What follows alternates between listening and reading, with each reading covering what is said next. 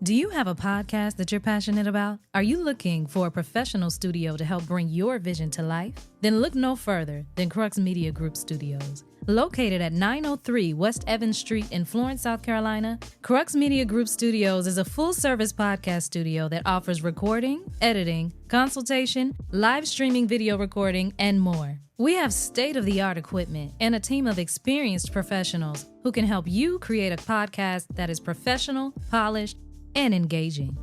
Whether you're a first-time podcaster or a seasoned pro, CRUX Media Group Studios can help you take your podcast to the next level. Contact us today at 843-407-1673 to learn more about our services and to schedule a consultation.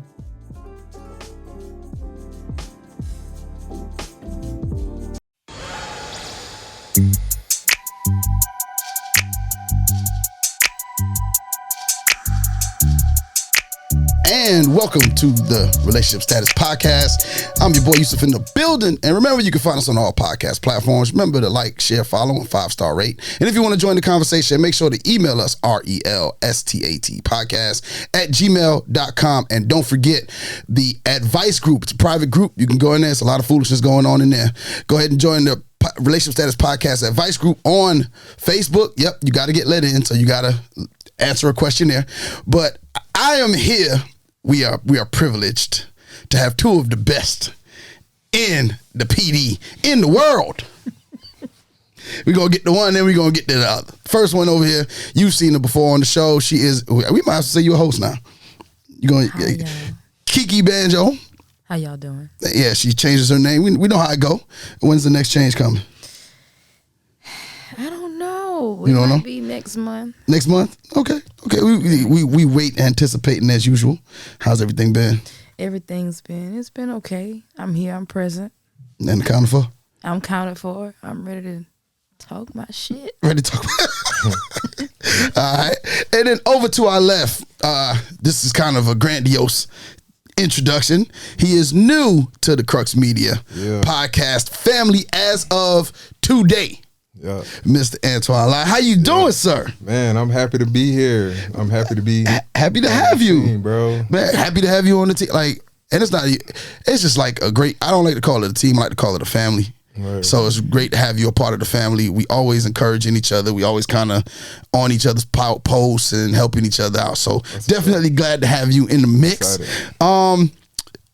Give us name of your podcast and what can people expect from your show? So Philosophy Talk Show, we're big on introspection. Like, we want to know what people are thinking, why they think them that way, on different subjects. I feel like intellect is a thing that's missing. And that's something that I enjoy. Like, I enjoy intellectual conversations. I love rag the riches stories, inspirational stories. So I'm going to be chopping it up with people about their philosophy. Okay. You know, on different things, life, like philosophy, but everybody got their own. Everybody has their own way they live their life and stuff like that. So what brought you to wanting to do a podcast? Like, I think not having the space or finding it hard to find people to like really talk to on like the level that I want to speak. Okay. You know, like I don't really bump into it. I don't speak a lot anyway. But it's hard to bump into people and y'all just having a real good conversation. So I wanted to try to create that space for people to be involved in and people to be able to watch and create their own thoughts on. And kind of to get involved with them. It may bring them to speak up or find something within themselves to get them going. Yeah. Man, so I can't wait for episode 1. Yeah, I'm excited. I can't wait for episode 1. Hopefully that comes out soon. Yeah. So make sure y'all stay tuned. We'll be dropping that information. We actually probably might put it in the description of this episode when you can catch his first episode. But how's your week been, man? It's a big Sunday. How was this week for you? Man, last week was crazy. This is a part of it, though. You know, like being in CRUX Media. That's how you pronounce it, right? Yeah, CRUX Media. Everybody messes it up. It's all right. Yeah. It's all right. Yeah, so being a part of that was a part of how my week went. So you can only imagine the things that led up to it, you know, books. Well, let me say this. Like, for all of the people, and I'm one of the founders of CRUX Media, and And very few people I've talked to about podcasts have had the excitement that he, and it was more like an organic thing. We got on the phone. He was actually talking about something totally different. And as I'm going over stuff with him, he's like, yo, this is what I've been, oh my. Yeah. And from there, it was like, and then some people, they go through the contracts, cause we are a business. We are actual business. So yes, we hold ourselves to a standard, as much as we hold our podcasters to a standard. And the thing I liked about the interaction with you was you could tell when people really want to do something. They don't wait. People talk about, hey man, I'm gonna open this business, or you know how many podcast meetings we have with people that want a podcast, and we send them all the information, all the things that they need. You know, we don't need to go over all of that stuff on it, but we send them everything that they need to do on their end. Right. And either we never hear back from them again, or we reach out to talk to them and we don't hear back. And it's like you could have kept, and it almost puts us in a position where we're like, we need to start charging for these consults, right, because we're taking time out to come and do these things.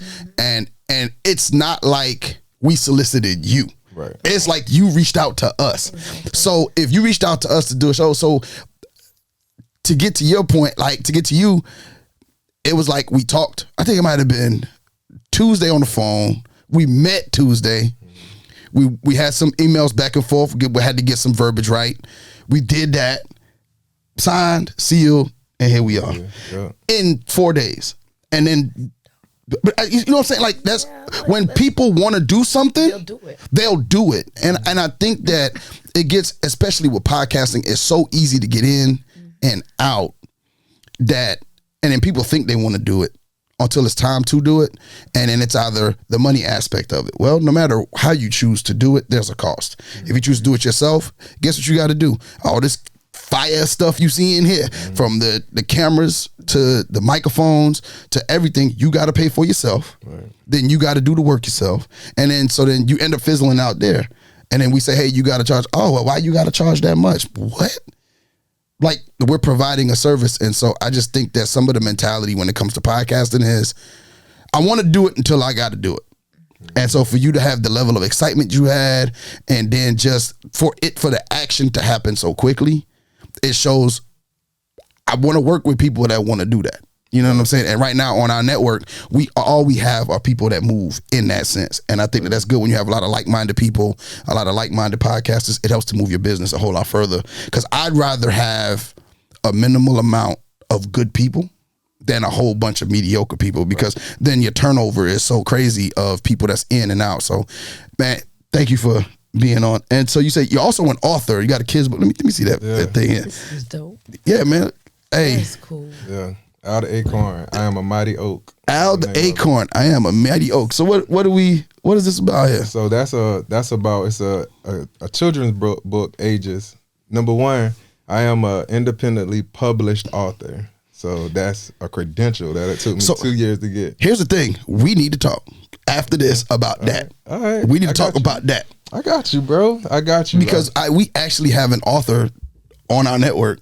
Word. She writes books of poetry, but she going through so much to get her first book done. Word. And she has a whole second book done, but publishing and all that stuff, she doesn't want to go through that whole process. So we definitely got to talk. Yeah. But yeah. Can we see this right here? Yeah.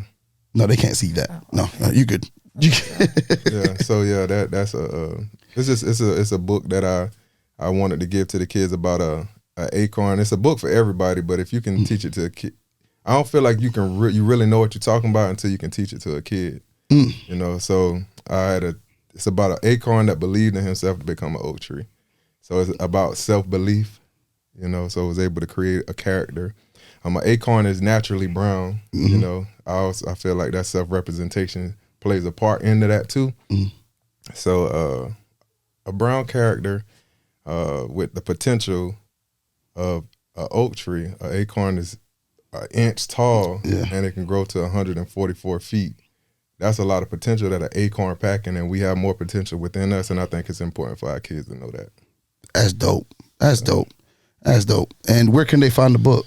So you can find it right now. It's available on Amazon, Barnes & Nobles, Walmart websites. We also sell the copies at Courtney's Cupcakery.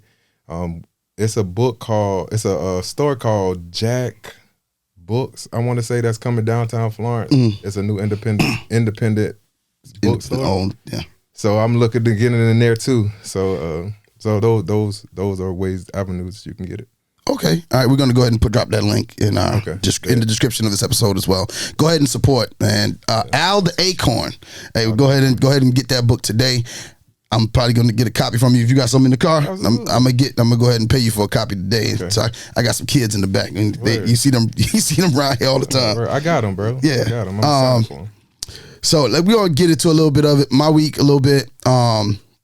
Actually, it's been a while since we recorded an episode, and I was hoping CL and Nique would be here today, but they're out. They had some things come up, so I had to call in the reinforcements. But there is an update.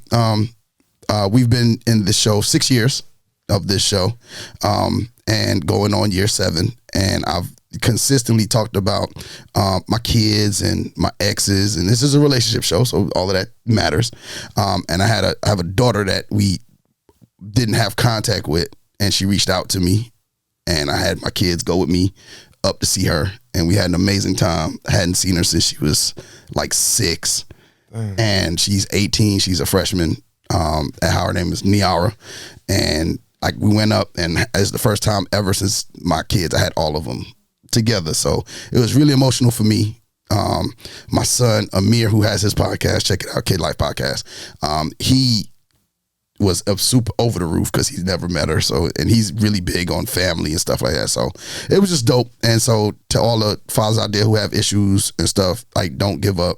That day's going to come, and don't be afraid of having that hard conversation, because it was hard. It was 3 hours of a hard conversation on the phone, having to answer questions. And then not only that, but in the conversation, it was something I went into it with. I said I was not going to blame her mom for anything, no matter what I felt. It was about my decisions and what I chose to do. And then however she took it, I just could not put a negative light on her mom. I wanted to make sure, even though we have some disagreements, I wanted to make sure that it was centered around her and the things I felt like I could have done more of. And if you're willing to have that conversation, please just wait for your child, because they're going to call you. And I think a lot of people think it's hopeless because of the situation, because of what they had going on. It's hopeless for them. It's not, because that day's going to come. Because like, she reached out to my other daughter, who then sent me the number and said, call her. And it was just that simple. And 3 hours later, we planning to go to DC. I think the phone call happened like Thursday.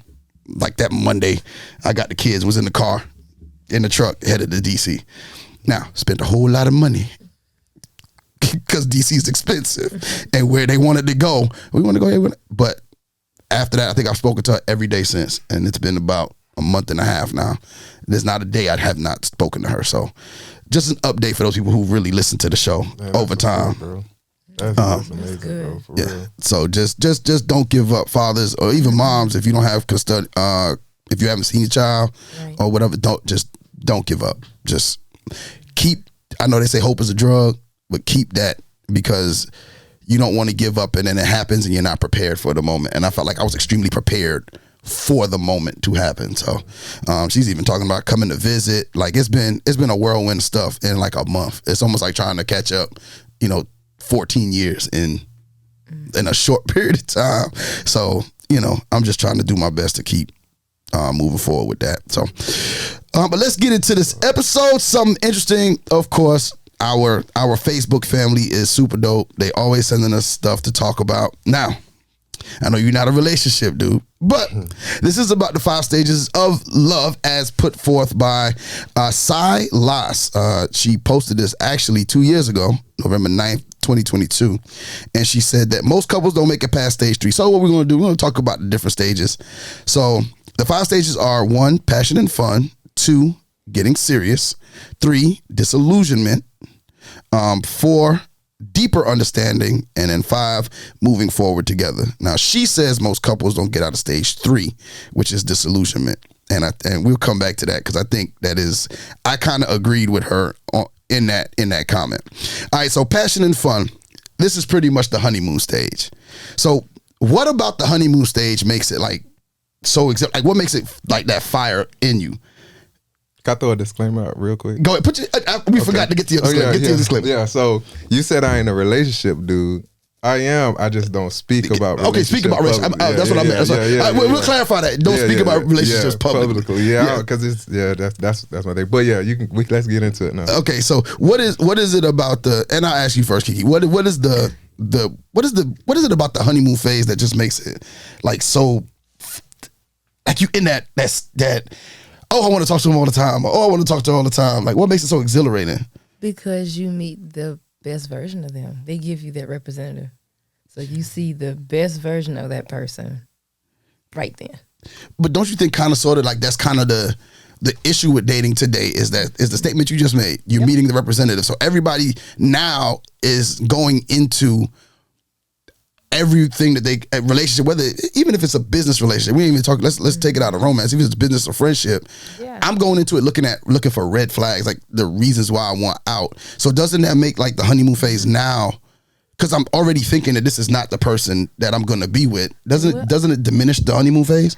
Only if you come in with that mindset. It's all about the mindset you come into it with. If you come in looking for what you don't want that person, and you ain't even healed yet. So we got to get into that in a different conversation.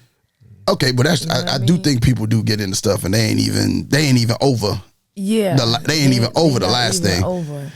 So it's like, if you come in looking for red flags, that mean you still got issues you ain't let go of yet. Like you don't even date nobody. You don't need to date. Don't do that.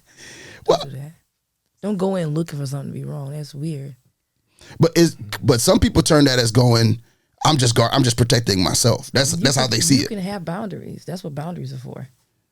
Boundaries are for protection. But I think that's another thing. People don't know the difference between boundaries. They don't know the boundaries, non-negotiables, and red flags. Yeah, they don't know the difference between any of them. So what's the difference? I think a boundary is things that you put up this wall of don't enter. Like, for example, I think I can't articulate the actual meaning, but I know in examples.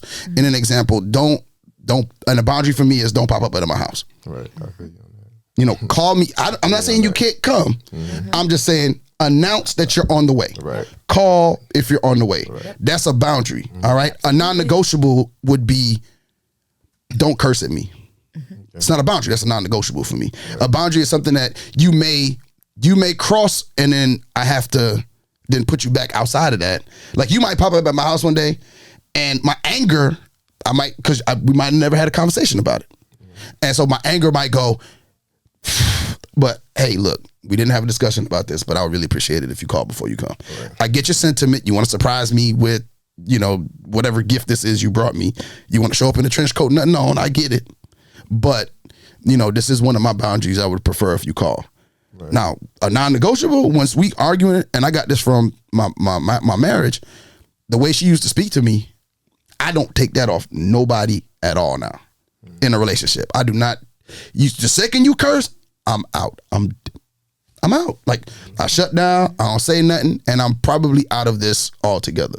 So I think the non-negotiables is the things that, like, it's a hardline stance that you just don't take. A boundary is something more so that people might be able to cross, but through conversation, they'll then respect that. That particular aspect of it. And I think that not enough people have enough conversations about their boundaries or non-negotiables prior to going deeper or further past stage one of the love phase. And I think that that's where we end up, and that's why kind of stuff ends up. And then red flags is just, I just think that's a hot button word that's been used over and over, because if I see another social media post about red flags, I'm done.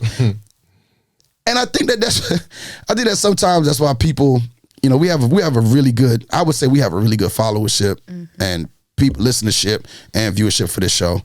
And I think it's all because of the way that we've intentionally not tried to make this show a viral thing. So where whatever they're talking about on social media, this is what we're going to talk about. Right. Like even today's topic, if I say this is something from like 2 years ago that this person wrote that somebody just happened to send to us.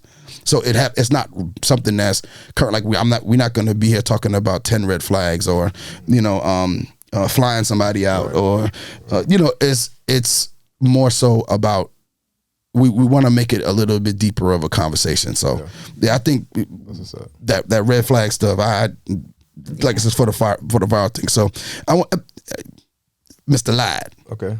What's your favorite memory in the honeymoon stage? You have a favorite memory? Let me see. My favorite memory in the honeymoon stage. Shoot, how long is the honeymoon stage usually? I think it varies. Yeah, that's why. I think it varies from person to person. Yeah, I think for each individual that you deal with, I think it varies. I'm still in the honeymoon stage. You still in the honeymoon stage? Like, yeah. So like that's why I'm saying. Yeah, that's good though. And like that's great. 2 years, yo. But that's great. That is amazing. That's because great. most people, because I think it's just a matter of you and your significant other being consistent, correct? That's a part of it. It's just allowing growth in the relationship. You know, like you can't expect it to be exactly like it is. I feel like every phase of a relationship has a honeymoon stage because it's new. You know, like if you allow growth in the relationship, like it's gonna be good times and bad times, but the honeymoon stage to me just is like the excitement, right? But as you grow, what excites you changes. I feel, you know. Oh, that's the perfect way of putting it because I think people don't think like that. They don't. I don't know. No, I think I wouldn't say all people because we try to stay away from absolute statements. But I think a lot of people don't look at the relationship. Think the relationship between the two people, it grows, and I like the way you said that word. That word growth is a thing, and people mistake growth for change. Right. Evolving. Yeah, but growth, evolution, everything. But everything evolves. Right. Your friendships evolve. Your business evolves. Something's wrong. Right. Exactly. And I think that's what be happening. You know, like when that relationship or when that honeymoon stage, like it's fizzling out or something like that. Maybe for some people, I feel like they don't really look at the next phase of themselves, and then how that next phase fits into the relationship where it worked for both people in a way that it's exciting for both of y'all. And I think that kind of segues into the next thing, which is the next part of getting serious, because this honeymoon, like usually that's the getting to know you. That's the, I'm excited to talk and this and third. So now we're going to a deeper level now. Hey, let's, there's some, I want to be with you and no one else. I know people date differently. All right. So some people, they can date multiple people. And some people, they can only date one. They like, hey, look, this is my boundary is I only date one person at a time. We may not be in a relationship, but I only date one person at a time. And so I guess understanding there. So now when we get serious, how does it go? How do we know the difference between infatuation and actual love in this stage? Because it's really easy to muddle that line. Like, so how do we, Kiki, how do you think you kind of gauge between the two? Or what's the best way to gauge between the two? The best way to gauge is really with conversation. Like, I feel like this is getting serious. You start that off with a conversation. You don't just assume just because you feel that way that the other party's feeling that way. And that's where you get that little imbalance and we got ourselves questioning. So it starts with a conversation. I think this is getting further. Like, what we doing? Don't be weird. Because that is a thing. Like, I would say, as a guy, at times, that's one of the conversations I don't be ready for. Is the what we doing? Yeah, like hold on now. Like I thought we established what we was doing. But what happened to where we were? 'Cause like some people, they be like, hey, look, I don't want a relationship. I just want to have a good time. Right. And then, okay, good, let's have a good time. And then after a couple of months, good time turns to what are we doing? Wait, hold on. I thought good time was what we were doing. And that's why I think it all has to be a conversation. Like, it has to be. But if we had the conversation in the beginning, though. If you had a conversation in the beginning, that doesn't mean that person is allowed to change their mind. That goes for men and women. Just have that conversation. If that person's like, well, I just want to keep having a good time with you. So now you know, well, I can't be here with this. I can't be here with this then. So I got to go. Okay. That's when you know them to separate.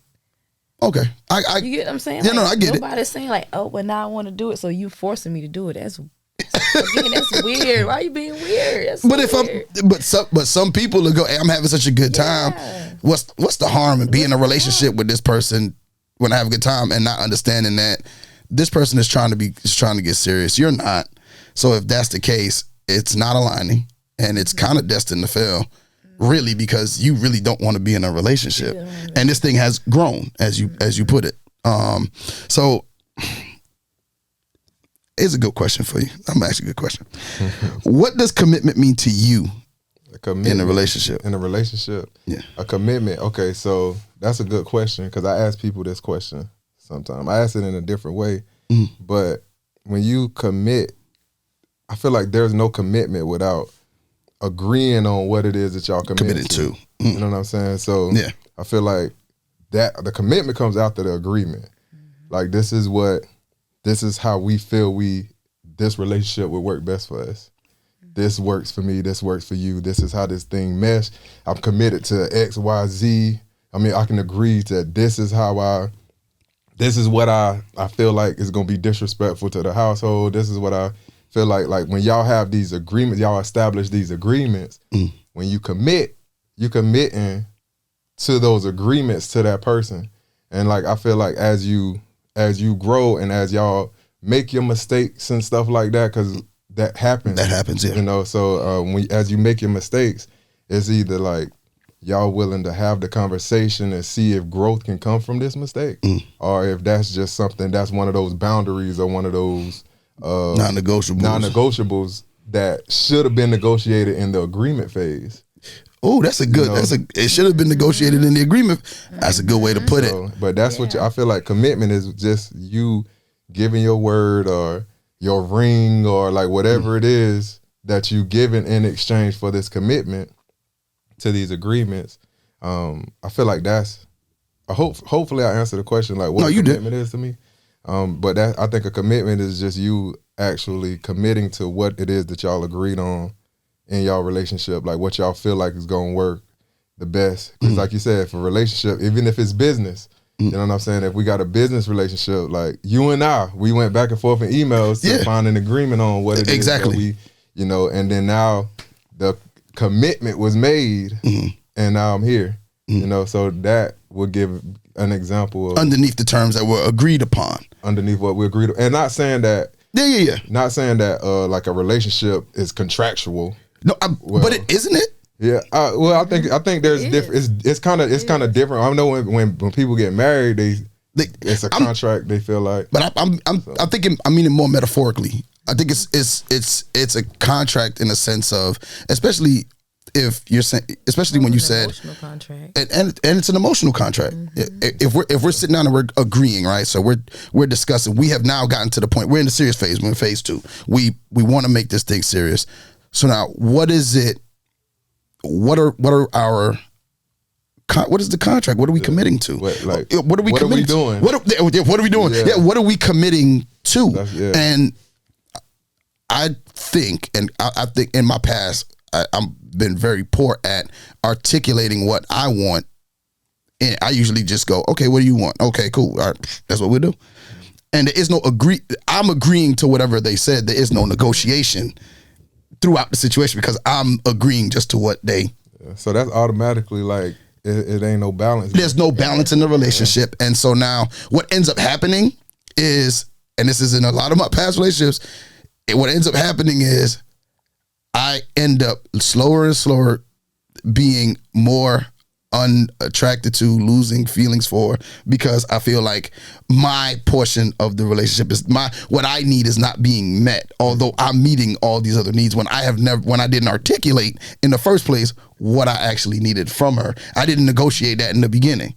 And I feel like I can't bring it back up because I didn't say nothing before. But you know what would be the best though? Like the best is when, not saying it always happen like that, but like when you don't have to say it, like it's just automatic, like cause y'all just mesh like that. Y'all fit so well. And let you give her. And then they mesh. You know? Yeah. So like when you ain't gotta say nothing, but it's like two sides. I always see things from multiple sides. So it'd be two sides to it.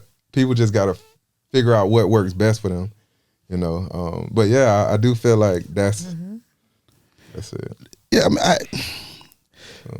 you need an empath, you said. Huh? You need an empath. I need an empath? You need an empath. What do you mean? I don't think I need an empath. I think you need an empath. Huh? Because if you tend to do that and like neglect yourself. You need somebody that can pick up on that. You get what I'm saying, though? I've just always been more of that a can be like, he ain't did blah blah blah for himself, blah, blah. You know, that can like pick up. You know what I mean? Well, I dealt with one or two women like that who really kind of did for me, and then encourage you to do that for yourself as well. They one of them would. She would go out of her way like to be like, hey, why don't you just, the kids are going, are you gonna have your kids? No. Well, just don't be bothered. Just go over here. I'll pay for you to go to this, that, and the third, and just go. And that was cool. But I always feel like in those instances, I always end up feeling like, because I'm more of a giver than a taker. Excuse me. I always feel like I'm taking something, and I always feel there's always like a level of guilt in me when I'm doing that. But I do understand that I probably need to say something. But you say empath, that'll work. I can take that. So do you feel like he needs an empath or somebody that's just really paying attention? That too. You need somebody who pays like attention to. You need somebody who's detail oriented too. There ain't too many of them out there. Yeah, like detail oriented. It might be a lot. They just spread out. It just spread out. It might be a lot of them. They ain't in the same space. There's a few and far between. Yeah, it's like, because shoot, two is a lot when all you need is one. True. You know, so true. Hey, no, but it is. They could be all spread out. Now, it's stage 3 is one I wanted to get to, because I think a lot of people go through stage 3, and that is, and my thing is messing up. I'm on stage 3. Open. When technology fails you. All right, stage 3, disillusionment. She says that unfortunately, this is the stage where couples break up. Things start to feel off. You are feeling stuck with life's responsibilities, paying bills, maybe kids, and a lot of things to worry about. Everything has turned into a routine at this stage. You start to wonder what happened to all the cuddles, the kisses, the romance, and love. You feel like your partner is taking you for granted. Small things you didn't notice start to annoy you.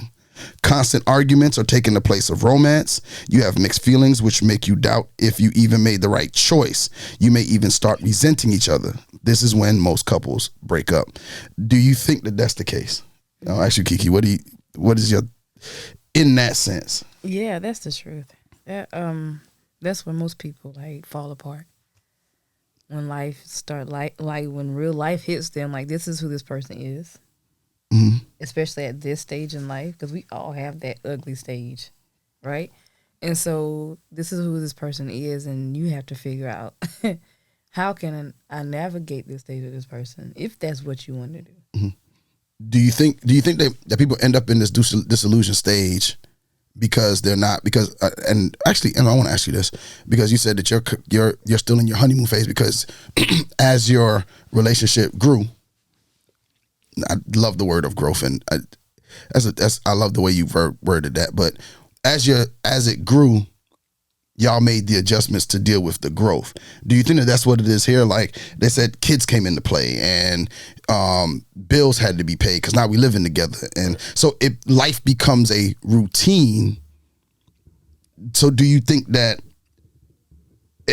What can help couples? Like, do you think that that's a real thing? Like, is it that people are just not making the choice to recognize that things have gotten to this point? Yeah, I think you sharing responsibilities on a larger scale, and like when you haven't had to share responsibilities, then it's a certain part of a person that you don't even know yet, for real. Okay. So how responsible are they with these things? Like it puts me in the mind of somebody I have said somewhere. They say like before you have kids, have a plant. See if you could take care of a plant, and then if you could take care of that plant, get a pet, and see if you could take care of that pet, something that's dependent on you. And it just makes sense to me just to have those gradual stages, like a plant. Like some people don't care if they plant die or something. Yeah. I mean, but it's life though, you know what I mean? Then a pet, and then, kids, so I feel like by people having to share more responsibility together, a routine actually is beneficial when you got that amount of responsibilities together. Now, if you add excitement into that routine, or like you find that space to where some people do dates once a week to keep their joint new, or they go on a trip every quarter, like they do what it is they need to do. Cause the same things ain't the same. I feel like the same exact things shouldn't excite you because you've experienced it. You've experienced. So that's just like eating steak every single day for it's gonna not excite you for down the line. But you might like something else though. You know what I'm saying? So you might like this new experience that y'all haven't experienced instead of looking for the same exact thing in the beginning, because y'all two different people. But that's the point that I thought you said earlier that made a whole lot of sense. We don't realize, not societally, I don't think we recognize that we change all the time, and the people that we deal with, well, not change, evolve. Yeah. And so with the evolution of us of self, right, the same thing happens in the relationship. The relationship evolves and it changes, and it. So I just don't. Why is it so? What is a telltale sign you think, Kiki? What should people look out for? So that when it's like that, like, so that they don't end up in that. How could they address the problems? How could they recognize the problem in this particular stage so that they don't break up? And I know counseling is the number one thing people say, but that's a given. So we're not going to say that. What are some things that I guess we could do?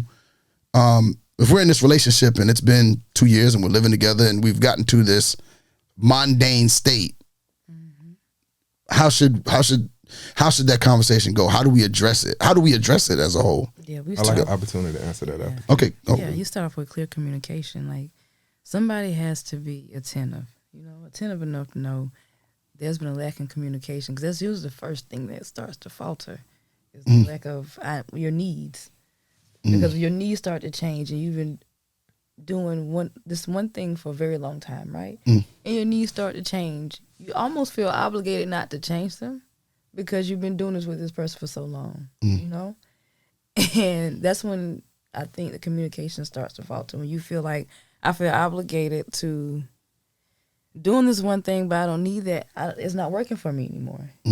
And now I feel obligated, and I don't know what to do. So now I'm feeling away. You get what I'm saying? I'm feeling away, and I'm starting to resent my partner for whatever reason, because I didn't communicate what I needed. And of course you said counseling, but I feel like there are other ways to do it. You can reconnect like every 2 weeks. Just try to go on a date. So every 2 months, have a sit down, talk about what you need. Have a check-in, so have to a speak. check-in. Okay. What you wanted to chime in there? Yeah, she kind of hit it. Like I feel like communicating your feelings. Like people be straying away from actually communicating their feelings at that point, and then Me. Yeah. So I feel like that's an issue. Being able to effectively communicate your feelings, because sometimes you can wait too late. Been feeling it so long that you implode and then you explode.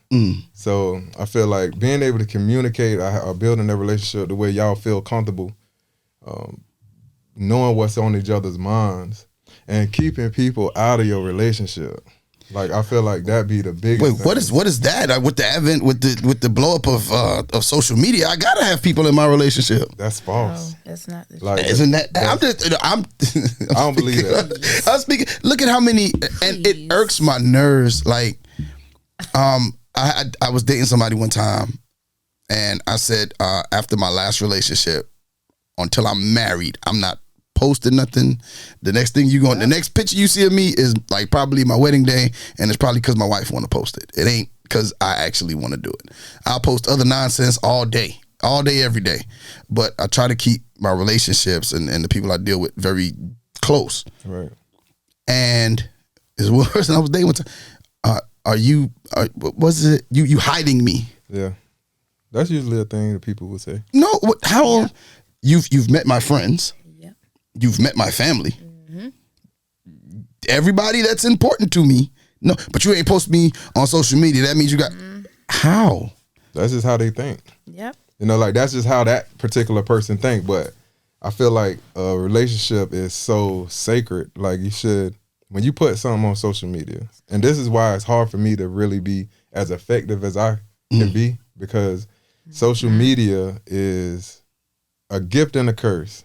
You know, and if like the more I realize, the more people you put in your relationship, the more opinions you open that up to, the more perspectives, the more like thoughts of others. Like it's so many different worlds that just plant seeds. Yeah, in your brain, in your mind. Right. You know, so I feel like when it comes to a relationship, the more you keep people from swaying your emotions. When it becomes to because they not gonna get the whole picture. They might get a picture, but they ain't gonna get the whole picture. Nah. You know, so people get into it and they might not post nothing, but you know, people start saying certain things and your people you close to, like, bro, I saw this on like it's too many opinions on something that's private. Like why would I want other people's opinions on something private? Yeah. Like so. And to that point too, let's away from social media, like your friends don't have to know everything that's going on in your relationship. I think if you got somebody that you confide in, that's one thing. But the people everybody don't need to know you got some issues going on. If you got issues, everybody don't need to know what y'all had for dinner. I think that sometimes people.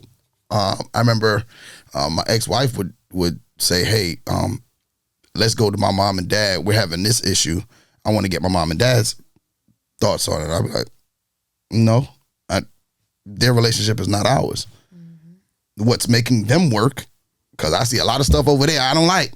What's making them work is not going to work for me. Yeah, y'all got your own fingerprint. Yeah, and so I think I went to, when my marriage was really about to fall apart, I went to my friend, a really close friend of mine. He's married, been married.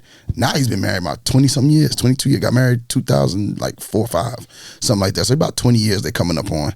And I went to him at the time and I was like, "Hey, man, this is my problem." And he stopped me. He said, "I'm going to give you the same advice my daddy gave me." He said, "Your marriage ain't mine.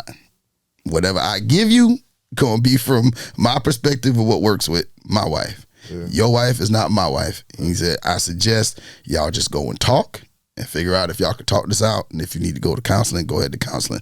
He was like, "But you don't need to seek anything outside of your house." That's a good friend. Yeah. Oh, no, I took it to this. Now, CL don't agree with that advice, but because I've said it before on the show, CL don't agree with it. But it made sense to me, and it made me look at it like, yeah, you're right. Like his wife is different than mine. So what works in his marriage is not going to work. So any advice he gives me is going to be from his perspective, which is different than my situation altogether. So I don't think I've ever, and this might be, I don't know if it's a red flag for people. I don't think I've ever made it out of the disillusionment stage. Like usually this is where it ends for me, is where it becomes a routine. We stop focusing on each other.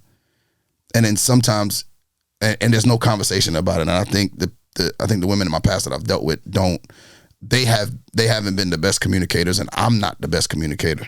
And I know that. So like sometimes you got to force a conversation with me.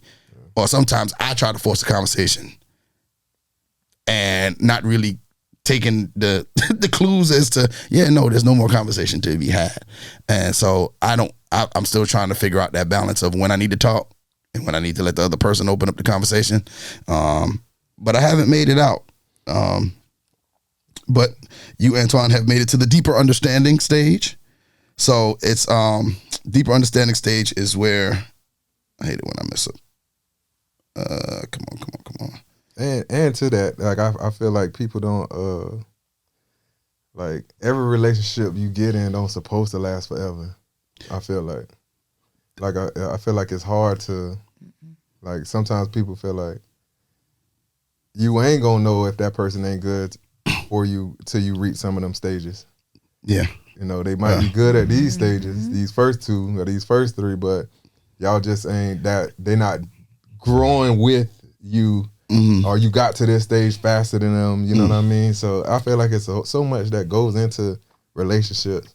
That's why it's always like I see so many different perspectives on it that it's hard for me to talk about. Yeah, I get it, and I just, but and then it's so much of a lot of people's, like a lot of these things with all social media, because that's where it comes from. A lot of it is these people are literally trying to say something to get people to watch so that they can, because you get enough views, you get enough likes, you start to get paid off of it. Right. And I get it.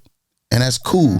But that doesn't mean that you, as a person, as I'm watching, it's entertaining to me. It's entertainment, which is what it's meant to be. It's not meant to be taken as law, I don't think. So when people go all up in arms and they be going after each other in the comments, I'll be like, you gotta do that. And man, we don't belong to each other. And if anything teaches us that, it should be death. We don't belong to each other at all, okay? So you might have a person for a month. You might have somebody for a year. You might have them 5 years. And it's okay. It should always be an open door. You know? We don't belong to each other in any sense. We can't hold on to people. That's not what we're here for. And some people do get, I think people get stuck in that too. Like the biggest thing is, what is one of those sayings? I don't put all my time in this. And so they want to stay because they've invested time. Well, it's yours to invest. Yeah. So whose fault is that? It's yours if you stay. It was a bad investment. It was a bad investment. And in business, sometimes you got to know when to pull out. You got to know when to, Hey, let me get my. Yeah, let me get out of here. Claim my time. 5 years, 10 years, whatever the time is that you realize it's time to go. Yeah, you had to wake up and realize that. Yeah, it's up to you. It wasn't on them to say, hey, this is what's going on. Yeah, well. It's up to you. They say if you make it past stage 3, consider yourself safe and stable in your relationship and in it for the long term. You begin to see each other for who you really are. You gain a deeper understanding of who your partner's problems and insecurities. You acknowledge they have needs, wishes, wants, and insecurities, just like you do. You get better at expressing your needs and desires, and you are more willing to face problems together and work on them. Now you understand true love. You understand that a meaningful and long-lasting relationship is about acceptance, understanding, and compassion. Any disagreement there? No. I like the acceptance, understanding, and compassion. I think that's very important ingredients to a healthy relationship. Compassion is so important in relationships, though. But I think that isn't that at any stage, though. Yes. But it's usually the disillusionment stage that we lose it. Usually the disillusionment stage. So you think we have it up until that point? I think you have like compassion for that person until it hit that disillusionment stage, and you tend to lose it after that. A relationship I had, I remember we started out, everything, honeymoon phase was great. And she was making an exorbitant amount of money. And I'm a teacher, so I was making whatever amount of money. And so the relationship progressed. 2 years down the line, she ends up losing that job because of some stuff she did, and then never went back. I just never saw her fight to get back to trying to work. She wanted to be she wanted to stay at the house. She wanted to stay home. She wanted to find a job that works from home. She didn't want to just take any job. She wanted to find the job, and ended up unemployed for maybe about 2 or 3 years during our relationship. We were living together. So we went from this 2-income household where she was the majority of it, and we had to drastically scale down to a teacher salary for me, her, the kids, and it ended up weighing on me. And because that's what I say in the disillusionment, I was like, then all the little stuff about her just started to bother me. Whether it was little physical, like she has a small tooth on the right side of her mouth. Like it used to annoy me. It's like, why am I here? Like it's like, to me, it was one thing led to another that led to another, and I didn't see her. Like, why you stay laughing? It's a true state. Like, it's a totally true. Like, every day she would talk to me, I would look at her and go, oh my God, what was blinding you? Huh? What was blinding you? Like, why were you blinded? Like, why did that start to bother you so much? I think it just because I think it was everything else. Because I'm attracted to women who are really driven and really hustle and grind and stuff like that. I'm attracted to busy women, like women who they're after it, getting their own, not necessarily because they don't need me or because I don't want to do, but it's more so that's the same mindset that I kind of have. I'm always moving on, and I'm always grinding. I'm always trying to do something. Right. And so a woman like that can understand me as a person, right, and the way I carry myself in a relationship, because they can understand that. And I could not, what was bothering me was her lack of work ethic. Right. And so once that happened, it was one thing and I think that particular physical attribute was just the symbol of my disdain. Something so minute and so small could annoy me on a level. And it wasn't about, because she was a beautiful individual, beautiful lady, but it's just that one thing was magnified because of because of the other glaring, that big glaring disparity was you want us to do all these things. You want us to do these things your friends are doing, but you're not helping by, like, we got these kids. I think it was my two boys. She had a son, and that she came to the relationship with, and then I adopted a kid prior to getting in the relationship. And when I adopted Chris, he was like 15. So, going through all of that. So now we got 4 kids in this house and you not work. So like I said, that one thing just became the symbol for me. And instead of me, and I think I did a lot of not communicating. And so now, then it gave me more excuse to be out the house, which annoyed her, because now she's in the house with all the kids, but I'm like, nah, I got to go work. Blaze called me and be like, hey, Yosh, I need you to come. I got an event out here in Florence. I need you to come work the door. Okay. I need you to come for the whole weekend. Okay. So now I'm not home with the kids. So that kind of blew her resentment up in me, because now I'm not there.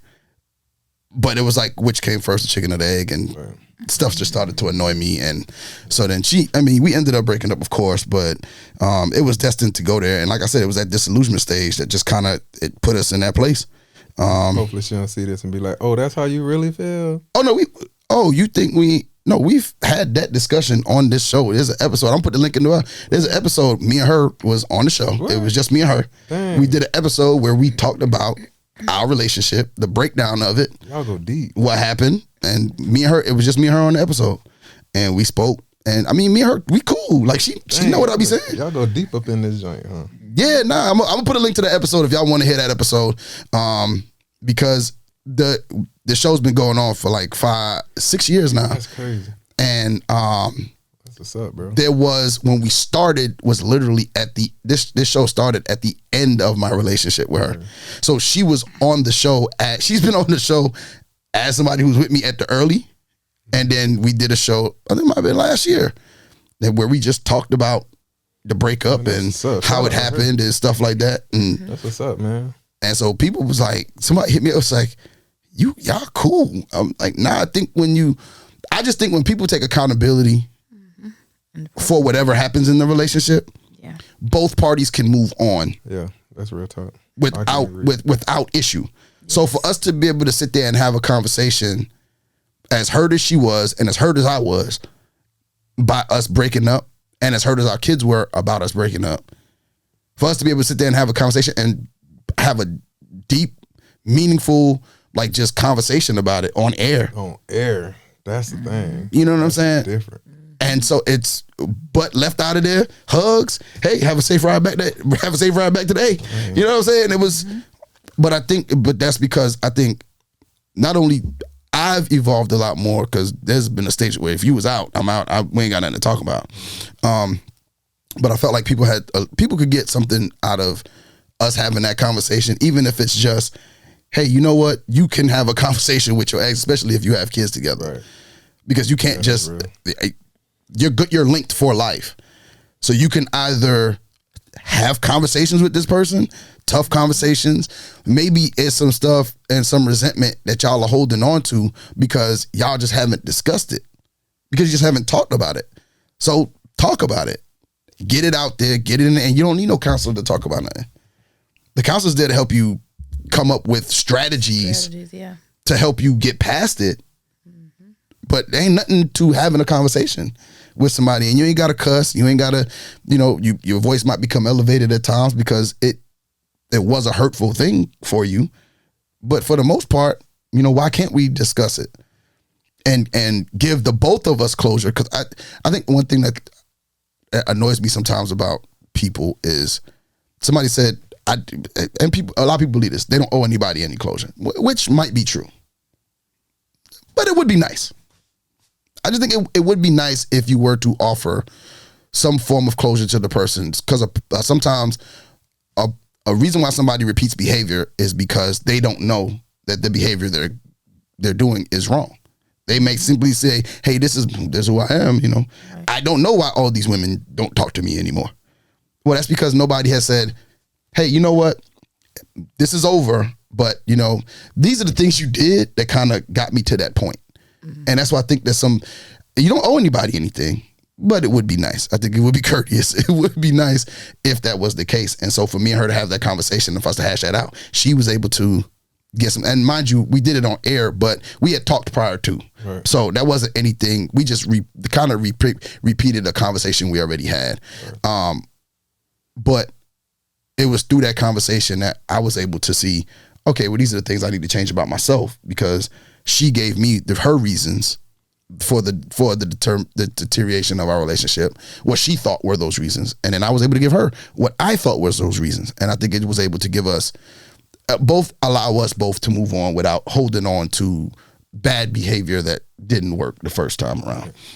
And that's why I said I had like that acceptance, understanding, and compassion, because one of the things that we brought up multiple times was communication. Yeah. But I feel like a part of communication, under that umbrella of communication, is understanding, because we could communicate, but if I'm sitting and trying to communicate with somebody that just choosing not to understand what I'm saying, like the communication is out the window, and communication, not just words, like it's body language too. Exactly. So verbal and nonverbal. Right. So all of that falls into communication to me. So that understanding is probably one of the most important things, I feel like. You gotta ask, like, I know you heard what I said, but like, what did you hear?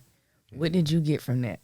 Right. Oh, and you know what? That's what did you get from that? Like, I know you heard what I said, but what did you take from that? Like, okay, like, what did you get from that? What did you hear me say? Yeah. What are your takeaways? Yeah, like, what did you get from that? Like, seriously, like, I said blah blah blah, but what did you hear me say? That's weird. Because sometimes you'll say something, you're like, but I never said that.